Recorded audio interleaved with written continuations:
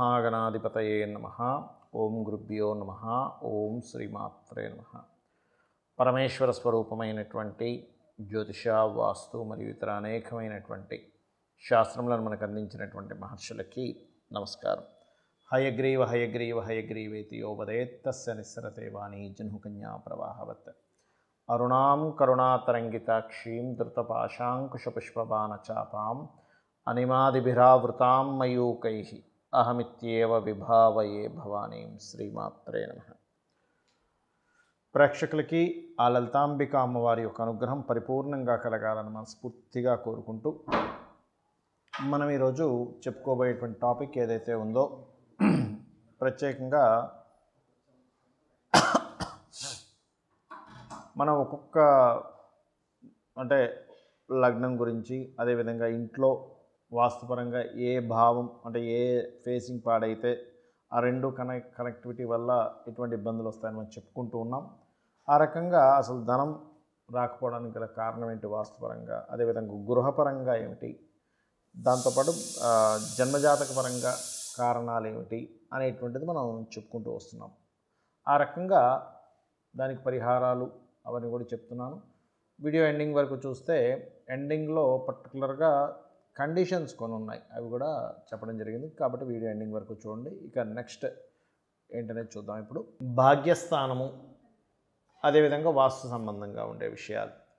భాగ్యము అంటే పూర్వజన్మ పుణ్యము అని కూడా మనం చెప్పుకోవచ్చు.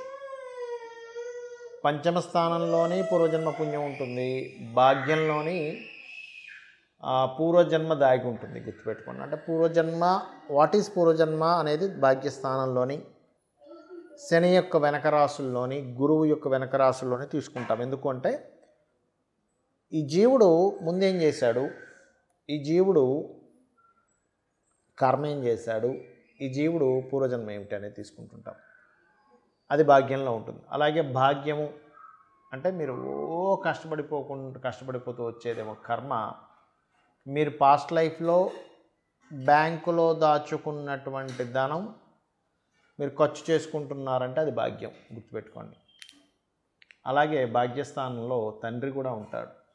అంటే తండ్రి, మంచి తండ్రి ఉంటే కొడుకు అదృష్టవంతుడు, మంచి కొడుకు ఉంటే తండ్రి అదృష్టవంతుడు. ఆ రకంగా మీ భాగ్యస్థానం కనుక బాగుంది, దైవానుగ్రహం ఉంటుంది. గుర్తుపెట్టుకోండి. దూర ప్రాంతాలకు వెళ్తే చాలా చక్కగా కలిసి వస్తుంది. తండ్రి ద్వారా మంచి సత్సంబంధాలు ఉంటాయి.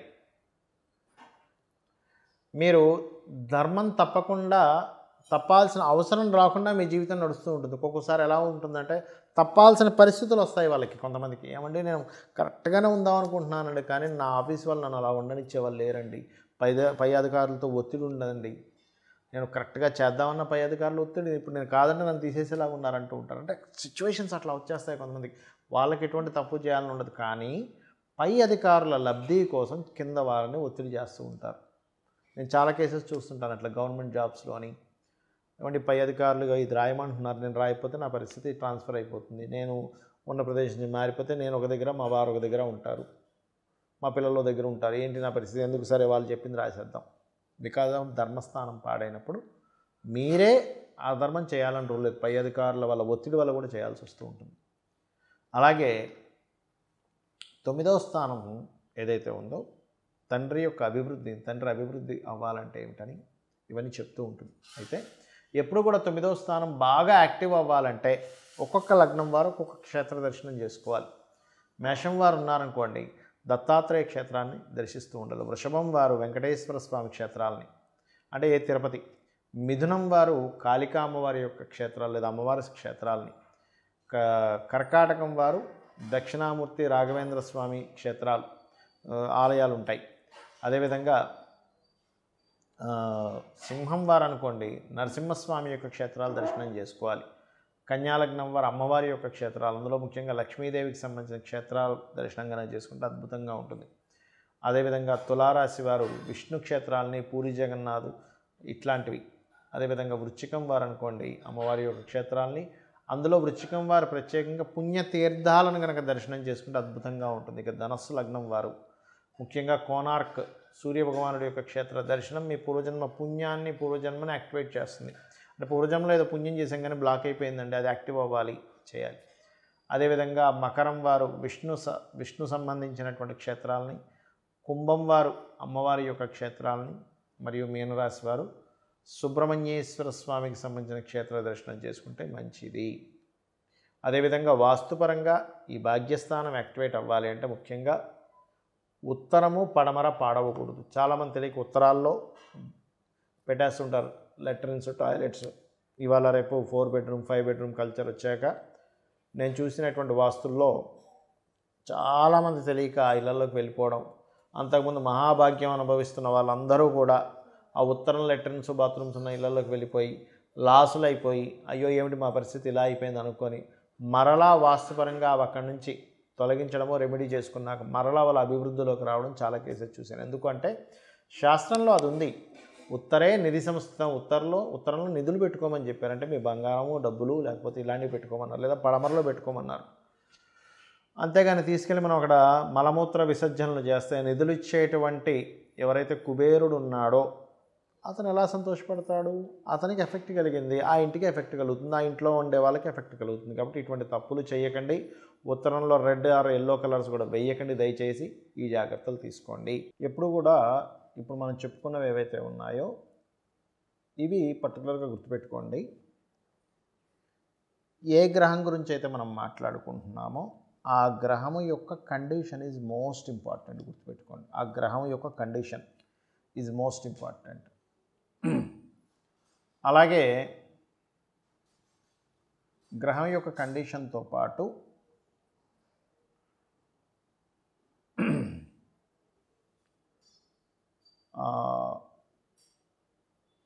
ఇంట్లో ఉన్నటువంటి వాస్తుపరంగా ఇప్పుడు మనం చెప్పుకున్నటువంటిది, దీంతోపాటు పర్టికులర్గా మీరు చేసే ఉపాసన ఏదైతే ఉందో, అంటే ఉదాహరణకి రవి బాలేడు అని మనం జన్మజాతకంలో గుర్తించాము, తూర్పు భాగం బాగాలేదని మనం గుర్తించాము.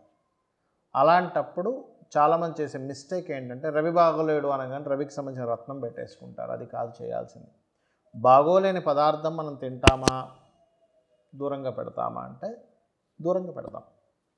ఫుడ్ ఐటెం కోణంలో మనం చూస్తే బాగుంది ఏదైనా గ్రహం, అంటే ఉదాహరణకి మీకు చంద్రుడు బాగున్నాడు, మీ లగ్నానికి శుభుడు, అలాంటప్పుడు రత్నం ధరించాలి.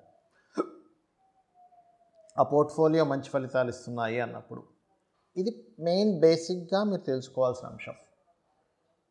అలాగే అంటే నేను ఎందుకు చెప్తున్నా అంటే ఈ మాట, చాలామంది ఈ గ్రహం బాగాలేదు అనగా నా గ్రహం రత్నం పెట్టుకుంటారు. అది అస్సలు పనికిరాదు. మీ లగ్నానికి శుభుడై ఆ మహాదశ నడుస్తూ కొంచెం బలం తక్కువగా ఉందండి, కాకపోతే దాని పోర్ట్ఫోలియోస్ బాగా వచ్చాయి కానీ అంత బలంగా లేదు, మంచి పోర్ట్ఫోలియోస్ వచ్చాయి కానీ బలంగా లేదు అన్నప్పుడు అప్పుడు పెట్టుకోవడం వేరు.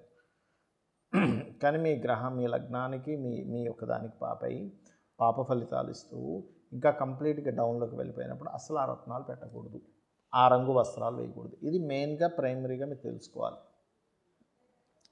అలాగే మరొకటి ఏంటంటే ఇక్కడ దేవతా సంబంధించినటువంటి ఉపాసన చేసేటప్పుడు కూడా పలానా ప్లానెట్ బాగాలేదంటే అదేమో మీ మీద కక్షగట్టి బాగుపోవడం కాదు, మీరు చేసుకున్నటువంటి కర్మే ఆ గ్రహ రూపంలో ఆ భావ రూపంలో వచ్చి, అంటే భావాధిపతి అంటారు, భావోభావమర్ది కాదు, భావ అంటే ఆ యొక్క భావ రూపంలో వచ్చి, అంటే లగ్న భావము, ద్వితీయ భావము, తృతీయ భావము, చతుర్థ భావం అని ఉంటాయి, ఆ యొక్క రూపంలో వచ్చి మీకు అక్కడ కనెక్టివిటీ అనేటువంటిది ఆ రకంగా ఇస్తూ ఉంటుంది.